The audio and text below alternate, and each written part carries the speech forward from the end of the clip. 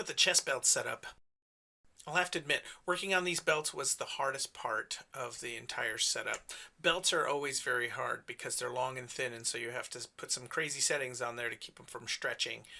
To that end, after all the possible setups I did on this, I ended up landing on the one that I think was the best, and that is by converting them to volumes, getting a mesh out of that that combines these meshes, and then using that as a simmable mesh. And the reason why is because originally I noticed that these two pieces of geometry are separate. So if I sim them, this belt basically fell apart if I didn't sim them together. So I was stitching them together initially, and that was a big pain in the butt.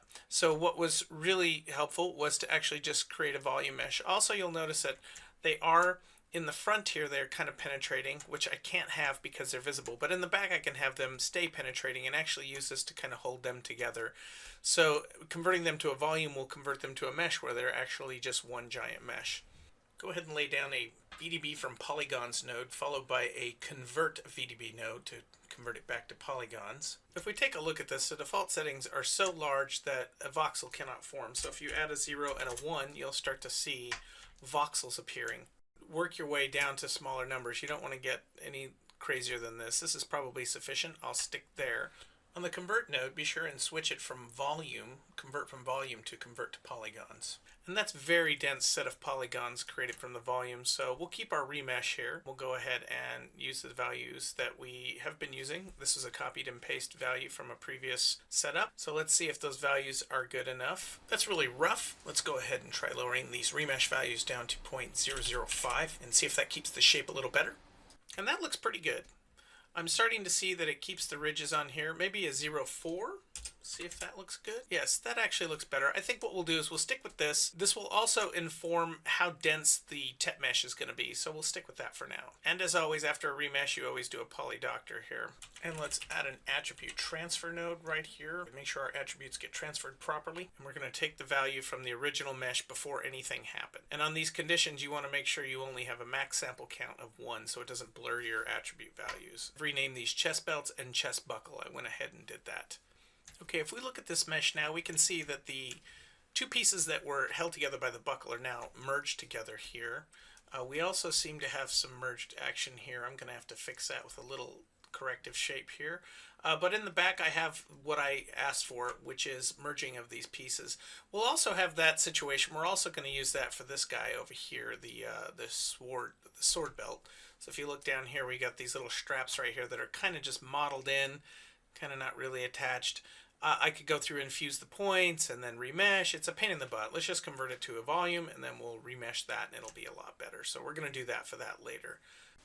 I'm going to go ahead and fix this right now. Go up right about the attribute paint and add a soft transform inline. And then we'll just pull out some of these points here. So go ahead and drop a soft transform right here. I'm going to pick some edges here and then that'll get converted to a row of points. So let's just grab that ring and then Control Shift 2 converts it to points, and then I'll pull it out in the Z-axis here. Just pull it out a little bit and adjust the soft radius here till it just affects that little group in the middle there. There we go. Okay, let's go back and see what this looks like post remesh. See what we got, and that should fix our problem so that we're not penetrating at the very beginning of the sim. Now that we got this geometry the way we want, following our animation using our standard point deform node, let's go ahead and create the setup for this. So vel, and then we'll do tetrahedral soft body.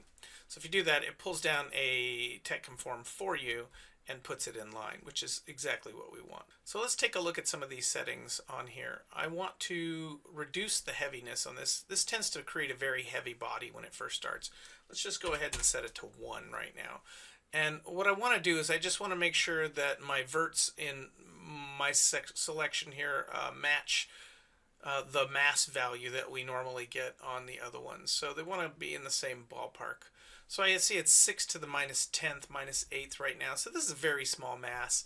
This is generally where I want to be right now. If I need to adjust it later, I will. Let's go ahead and leave the edge length where it is right now, and we'll come on down here and let's see if there's some other settings here. So I want this to be really stiff.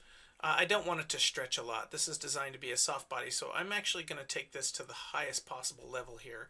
And I'm even going to go as far as to add a 0 here because otherwise it's going to stretch out. So this is pretty good for the tet mesh itself. Now, I have found that when using tet meshes, they get really bendy. So I'm going to lay down a bend across triangles vellum constraint here and hook it up right after the tet mesh. And on this one, I'm going to set this one to about 1,000 is what I found is pretty good. If I want it to feel less like cloth and more like a leathery sort of, I'll increase this bend constraint. One thing on the tetrahedral mesh you want to have set is make sure you preserve volume. If you use the linear model, it'll get kind of pokey and it'll really deform your eventual, if and when this thing stretches during quick movement, it'll cause some spiking in your point form later. So you want to keep the preserve volume model. It's a little slower, but it does in the end make your product look a lot better. So next I'm going to add my vellum constraint for pin to target. One thing I have discovered with pin to target is it likes to fight with collisions a lot if you use high values, and it doesn't look good. It causes a lot of spiking. So I'm only going to use this in areas where it won't really be seen. So that's going to be in the back area. So I'm just going to paint back here a little section. This way it just keeps it on the shoulder so this doesn't slide off the shoulder. So somewhere back here it's like going to be glued to the character. So I'm just going to paint a little area back here. So what I'll do is I will do our standard issue paint animation value. So I'm going to have to go up and paint animation. But in the meantime, while I'm here, at animation is greater than 0.01, just like we normally do. And let's go up here and paint the attribute for animation. So we'll add the attribute so that it follows. I always forget to set this, so I'm going to set it right now before we go any further, and that is soft match animation. Okay, so we're going to paint a little area in the back here, and then we're going to just smooth it out a little bit here. This ought to be good enough for now. So let's go down here. Oh, I have it set to primitives, set to points. There we go. So this will be a good little area. One thing I've come to love is the vellum constraint for attach. So if I type in the vellum constraint, and let's put this guy in here now, stop, and we will set this to attach to geometry. One thing this requires is that there is geometry coming in through the third input here, your collision object input here. So I'm just going to grab this. I'm going to alt drag it over here, and this will give me my body, and I'll put it in the top here. Just plop it in. So when we get to the attach, we can start to see that we have a lot of points that are going to be attached here. Now, why I love the attach constraint is you can put it at a complete stiffness of 0 and then turn on velocity blend, and this will help add point velocity to your simmable objects to help kind of tone down fast movement, which is fantastic. You can use it just for this if you wanted to. I'm going to use it for this. I'm going to put it at 0.2 because this guy runs, this lady runs down the road pretty fast here. And I'm going to put the stiffness, but I'm going to put it at incredibly low stiffness. I almost want it to be negligible. So I'm going to say maybe instead of 10 to the 10, I'm going to go all the way down to maybe 10 to the 7th or 10 to the -8th here. And you can inch your way down if it looks too stiff, but I find that this is really good. This just gives you some hint, and you just put this at a 1. Otherwise, it's not going to work. And this just kind of keeps everything kind of in the same area without feeling like it's glued to the body. We're going to do a tangent constraint here, which will keep everything at a 90-degree angle right here from the body. So as this body, it'll keep everything kind of in this general area.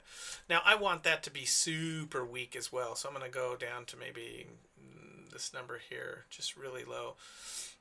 Yeah. In fact, maybe I'll just even go to the 10 to the 7th on this too. I like to start off really low and then just kind of bump it up as I need to. So these are the settings that I like for belts and straps. Just kind of keep them in place. One thing I don't like is that this strap comes all the way out. This edge constraint kind of comes out into infinity and grabs. So I'm going to put a max distance on here, and I'm just going to slowly start dialing this up. That looks pretty good. You don't have to have every point selected here. And it's a very weak constraint anyway, so as long as I let this thing flap around here, it'll look like it's more free. It'll help hide the effect that I'm achieving here. Maybe 0.04, I don't know, maybe something like that. Maybe 0.05. Let's go with 0.05 for now, and if we need to, we'll dial it back. Okay, that should be it for that. Let's go ahead in our vellum pack,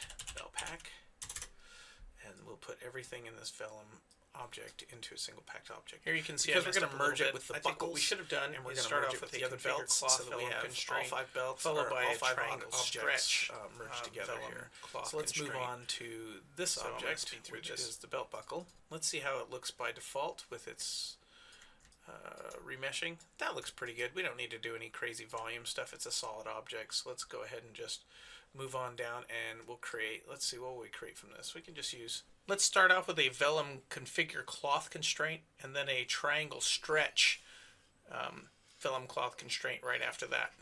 The density here is a little high at 0.1. That'll lead to 10 to the minus 6th in mass, which is 100 times heavier than the belt that it's going to be attached to, so it'll drag the belt down. So we'll reduce that to 0.001, and that'll pull it down to 10 to the minus 8th arena, which should make it match up. The edge length scale. Let's take a look at the geometry here.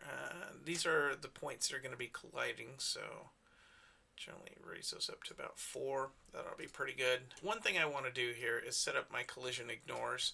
I don't need my belt to be colliding with my buckle that it's attached to at all. So right now I do have chest buckle is being ignored right now for the belt. And same thing for the belt. The belt is now ignoring the chest belts in general, but also chest.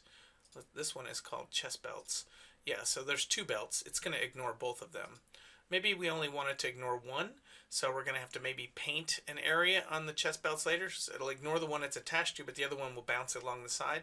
I'm going to wait and see what the sim looks like. If I can get away with it without doing it, then I will, but I'm going to leave it for now because it's just something I can add in for a plus. One last thing I want to do for this thing to keep its shape, I'm going to add struts. So I'm going to add some Vellum struts to this guy. So there's 2 basic ways to kind of create solid-y looking objects, and that is, one is a tet mesh that we're doing with the belt, which is kind of a tet mesh soft body, and then you just stiffen the heck out of everything. We're not stiffening it that much.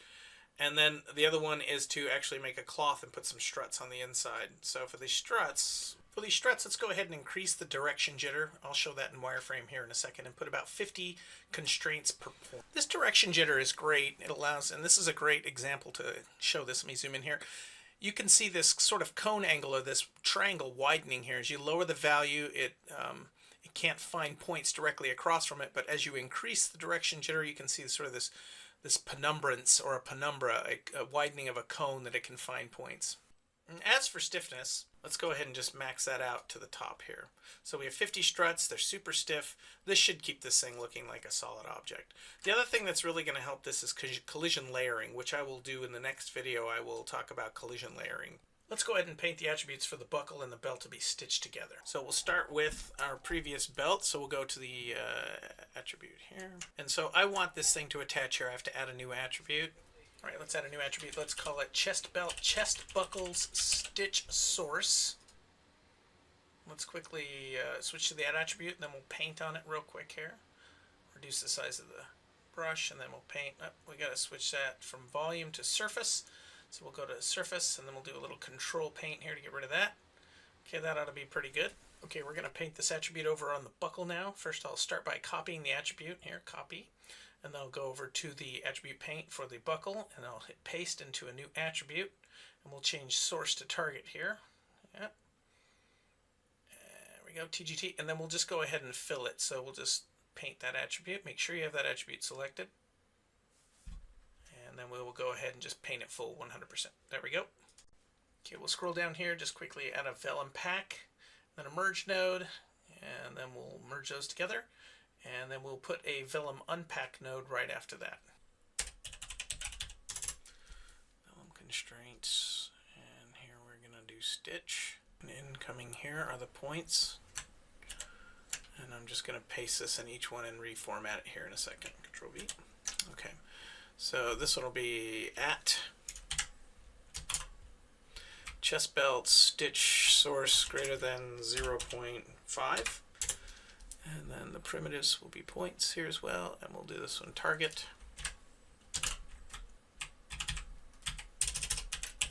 It's pretty solidly on there. I don't think it's going to go anywhere. It's pretty stuck on there. So, and it's not colliding with this piece. So the next step is to actually put this together in sim a little bit and send it off to sim while we continue our setup on our other objects here. So let's go ahead and put in a little solver and a Vellum IO node. So we'll do that as we always do.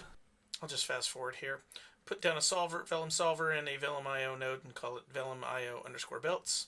And then we will go up here and grab the collision object that's the body, and we'll pipe it in down below. Okay, once that's plugged in, next what we'll do is we'll go and copy and paste the expression from the shirt Vellum IO node, and we'll just make sure we change it from top shirt to belts and version 1. And that's what will be. Okay, so for our chest belts, let's start with maybe 10 sub-steps. I want to go up to at least 15. Anything that's constraint heavy like belts, in order to hold belts together, there's a lot of constraints. So I can either up the constraint iterations or I can up the sub-steps. So this is our setup. We've got the attachments going on here. Got the struts going on here. Everything looks okay. Let's go ahead and run a sim just to see what it looks like. I'll just change the end frame here real quick and then send it off to sim in the background. While this is running in the background, let's go ahead and set up the waist belt and the sword belt.